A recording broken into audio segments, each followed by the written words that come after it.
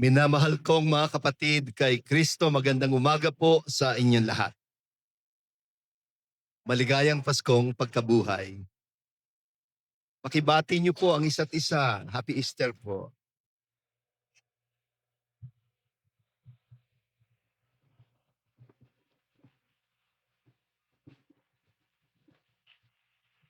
Ang pamagat ng aking humilya ngayong umaga ay katawang panlupa, katawang panlangit.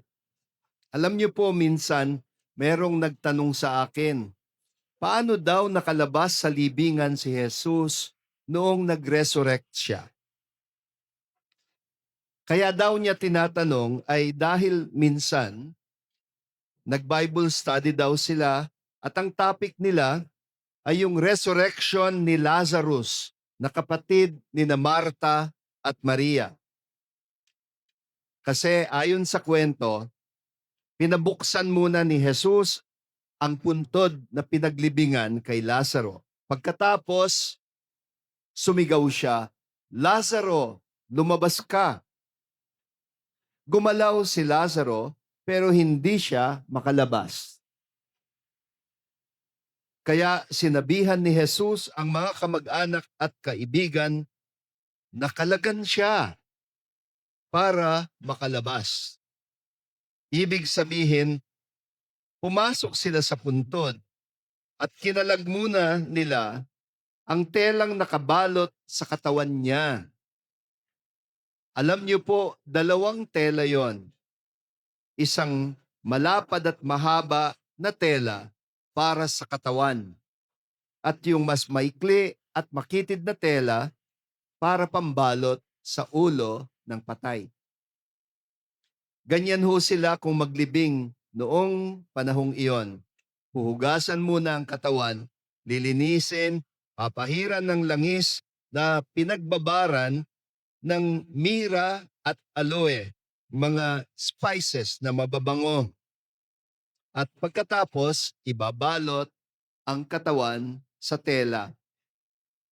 Tinatakpan nila ang mukha at irorolyo ang telang maikli paikot mula ibabaw ng ulo sa baba at balik sa ibabaw para hindi bumukas ang bibig nung patay.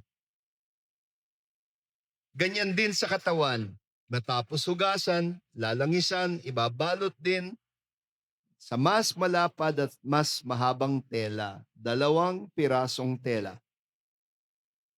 Yung sa kwento ni Lazaro, nakarolyo, nakatali ang 2 tela sa ulo at sa katawan. Kaya kinailangan niya ng tulong para makalag.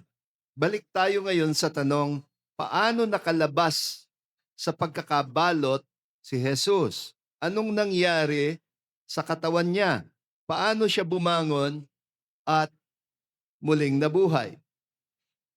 Ito yung palaisipan sa kwentong binasa natin tungkol sa nangyari nung linggo ng madaling araw na bumalik ang mga babae sa puntod.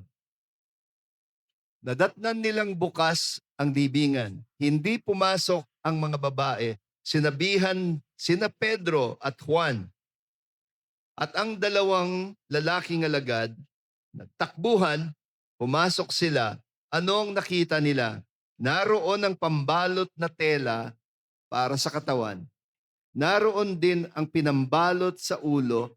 Aba, nakarolyo pa nga. Naroon ang pambalot, ang ibinalot nawawala. Naalala ko, matagal nang nangyari. May naiwan akong suman doon sa aming bahay na bakasyunan. Isang suman, naiwan ko sa may mesa, nilanggam pala. Pagbalik ko, the following week, andun pa yung suman. Buong buo. Pero walang laman. Kinain ng langgam. Parang ganoon ang nakita ni na Pedro at Juan. Andon ang pinambalot, ang ibinalot, nawawala. Nakita daw ni Juan at siya ay naniwala. ni hindi niya sinasabi kung ano ang pinaniwalaan niya. Talagang magtataka tayo kung ang pamantayan natin ng muling pagkabuhay ay yung nangyari kay Lazaro. Bakit? Yun na ba ang resurrection? Sagot, hindi po. Hindi resurrection ang nangyari kay Lazaro. Ang tawag sa English diyan, resuscitation. Bakit? Kasi ang muling binuhay na Lazaro, namatay din siyang muli sa kalaunan, maaring sa sakit o sa katandaan. Dahil katawang panlupa pa rin ang bumangon. Sabi nga ni St. Paul, Romans chapter 6 verses 9 to 10, sapagkat alam nating si Kristo ay muling nabuhay at hindi na siya muling mamamatay. Wala nang kapangyarihan sa kanya ang kamatayan. Minsan lang siya namatay para sa kasalanan ng mga tao at nabubuhay siya ngayon para sa Diyos. Ito rin ang sinasagot na tanong ni San Pablo Apostol sa kanyang first letter to the Corinthians, chapter 15, verse 35.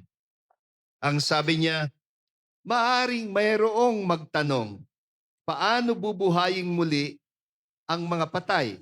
Anong uri ng katawan ang matatanggap nila? Kaya pala, nang pumasok si San Juan, sabi ko nga, nakita ang pambalot, nakarolyo pa nga, pero ang ibinalot, nawawala. Kung ninakaw ang bangkay, bakit pinagkaabalahan pa nilang alisin yung pinambalot sa kanya? Bakit nakarolyo pa? Sa mga kwento tungkol sa pagpapakita ng Kristong muling nabuhay, nakikita naman daw nila, nahahaplos naman nila ang katawan niya at may mga marka pa nga ng mga sugat. Pero nakakapasok siya sa silid nang hindi kailangan dumaan sa pinto. Nagbabago yung anyo niya. Minsan nakikilala siya, minsan hindi. Si Maria Magdalena, akala niya siya ang hardinero. Yung dalawang alagad patungong Emmaus, akala nila ay kasama lang nilang manlalakbay. Yung mga alagad na nangingisda sa Tiberias, akala nila isang matandang pulubi. Kaiingat, ang muling nabuhay na Kristo, minsan magpapakilala sa ibang anyo. Kakaiba ang katawan niya. Hindi na siya nakapailalim sa hangganan ng panahon o hangganan ng lugar. Ito ang sinasabi ni San Juan na pinaniwalaan niya tungkol sa Kristong muling nabuhay. Ibang klaseng katawan na ang tinutukoy niya. Kung ibig pa ninyong pagnilayan ito at mapagbasa kayo ng Biblia, basahin ninyo sa chapter 15 ng first letter of Paul to the Corinthians. Mas detalyado ang paliwanag doon ni St. Paul. Mag-quote lang tayo ng ilang linya. Sabi ni San Pablo, ganyan din sa muling pagkabuhay ng mga patay. Ang katawang inilibing ay mabubulok. Ngunit kapag ito'y muling nabuhay o binuhay, hindi na ito mabubulok kailanman. Ang katawang inilibing ay mahina. Ngunit kapag muling binuhay, ito'y maganda na, malakas. Ang katawang inilibing ay panlupa. Ngunit kapag ito'y binuhay, ito'y panlangit na. Sapagkat kung mayroong katawang panlupa, ay mayroon din namang katawang panlangit. Mga kapatid, ito ho ang dahilan kung bakit banal o sagrado ang turing natin sa bawat tao na dapat igalang ang likas na dangal ng ating katauhan at ng ating pangangatawan. Alagaan, huwag abusuhin dahil ang bawat isa sa atin ay kalarawan ng Diyos.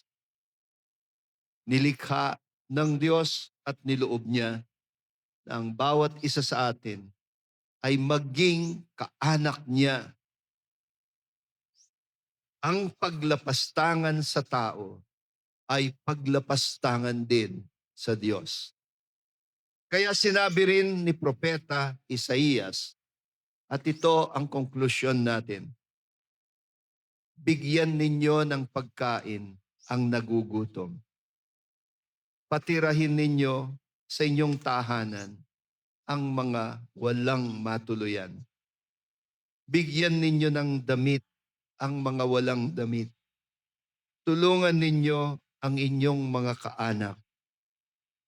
At kapag ginawa ninyo ito, darating sa inyo ang kaligtasan na katulad ng bukang liwayway at ang lahat ay pagagalingin ko ng lubusan.